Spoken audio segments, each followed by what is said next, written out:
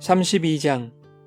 욥이 자신을 의인으로 여김으로 그 세 사람이 말을 그치니 람 종족 부스 사람 바라겔의 아들 엘리후가 화를 내니 그가 욥에게 화를 내면 욥이 하나님보다 자기가 의롭다 함이요 또 세 친구에게 화를 내면 그들이 능히 대답하지 못하면서도 욥을 정죄함이라.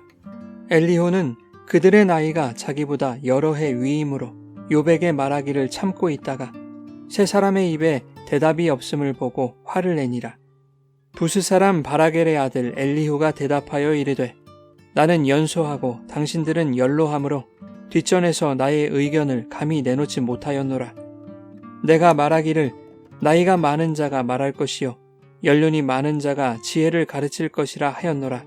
그러나 사람의 속에는 영이 있고 전능자의 숨결이 사람에게 깨달음을 주시나니 어른이라고 지혜롭거나 노인이라고 정의를 깨닫는 것이 아니니라. 그러므로 내가 말하노니 내 말을 들으라. 나도 내 의견을 말하리라. 보라, 나는 당신들의 말을 기다렸노라. 당신들의 슬기와 당신들의 말에 귀 기울이고 있었노라. 내가 자세히 들은즉 당신들 가운데 욥을 꺾어 그의 말에 대답하는 자가 없도다. 당신들이 말하기를 우리가 진상을 파악했으나 그를 추궁할 자는 하나님이시요 사람이 아니라 하지 말지니라. 그가 내게 자기 이론을 제기하지 아니하였으니 나도 당신들의 이론으로 그에게 대답하지 아니하리라. 그들이 놀라서 다시 대답하지 못하니 할 말이 없음이었더라. 당신들이 말없이 가만히 서서 다시 대답하지 아니한즉 내가 어찌 더 기다리랴. 나는 내 본분대로 대답하고 나도 내 의견을 보이리라. 내 속에는 말이 가득하니 내 영이 나를 압박함이니라. 보라, 내 배는 봉한 포도주통 같고 터지게 된 새 가죽부대 같구나. 내가 말을 하여야 시원할 것이라. 내 입을 열어 대답하리라. 나는 결코 사람의 낯을 보지 아니하며 사람에게 영광을 돌리지 아니하리니 이는 아첨할 줄을 알지 못함이라. 만일 그리하면 나를 지으신 이가 속히 나를 데려가시리로다.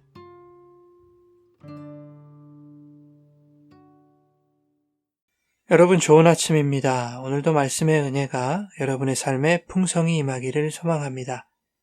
31장까지 욥과 세 친구들의 팽팽한 대립이 이어졌습니다. 양측은 결국 서로를 설득하지도 상대의 주장에 승복하지도 못한 채 논쟁은 끝이 났습니다. 욥기 32장은 전체적인 분위기로 볼 때 이제는 하나님이 직접 개입하셔서 지리하게 이어지던 욥과 친구들의 갈등 관계를 정리하시고 명쾌한 결론을 내려주실 때가 된 것처럼 느껴지게 합니다. 그러나 이러한 기대와는 달리 전혀 다른 상황이 펼쳐지죠. 또 다른 인물이 등장한 것입니다. 그의 이름이 바로 엘리후죠. 욥기 안에서 엘리후의 등장은 신학적으로 많은 담론을 만들어냈습니다. 때문에 그에 대한 견해는 다양할 수밖에 없고 견해가 다른 만큼 이해하기 어려운 것도 사실이죠.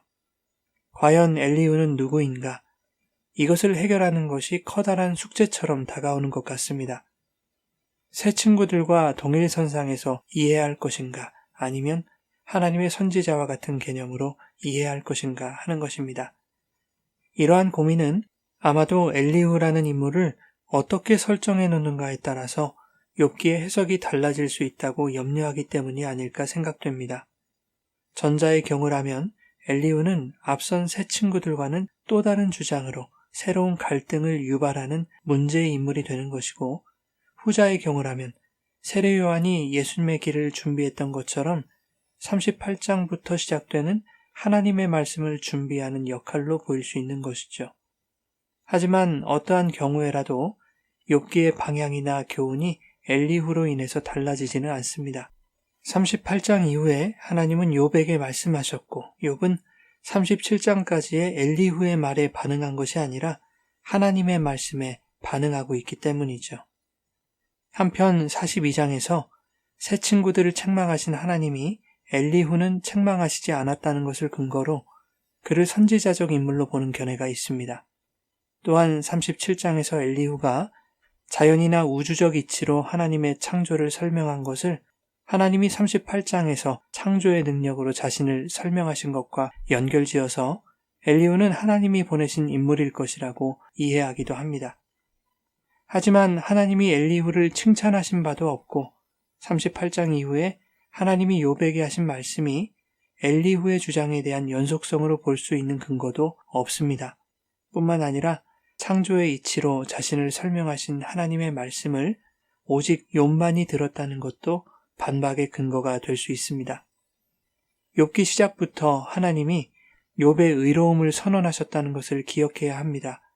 그가 비록 자신의 무고함을 주장하는 교만한 자로 보일지라도 자신에게 고난을 주신 하나님을 원망하고 자신을 죄인으로 몰고 가는 친구들에게 분노하는 자로 나타나고 있을지라도 욥기는 하나님이 의롭다고 여기신 욥을 하나님이 어떻게 의로운 자로 확증하시는지의 이야기인 것이죠.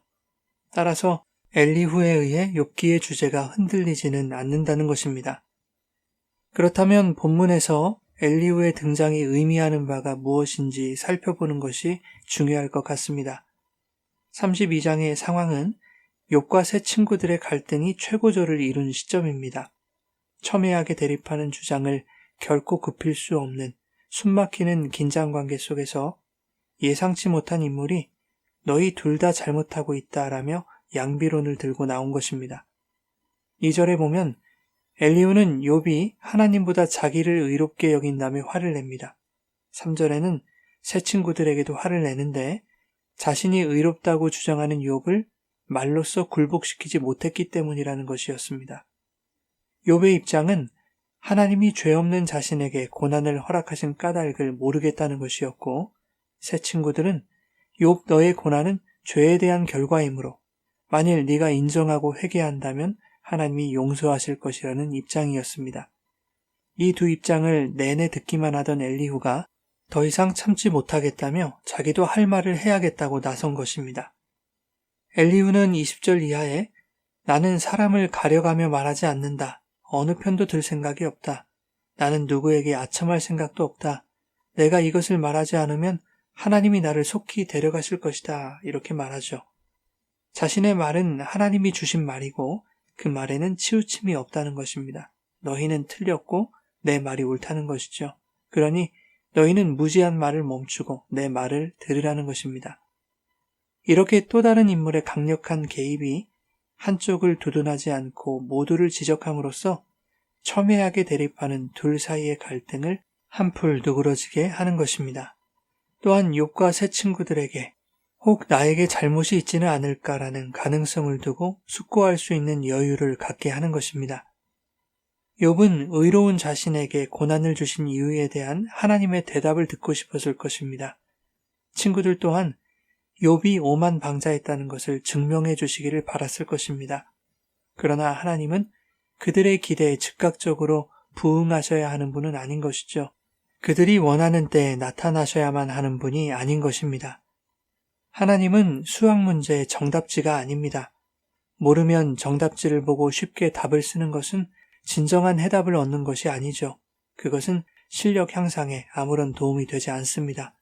생각하고 연구하고 곱씹어보는 그 답답하고 지루한 시간들을 통해 해답을 도출할 수 있는 원리를 얻는 것이죠.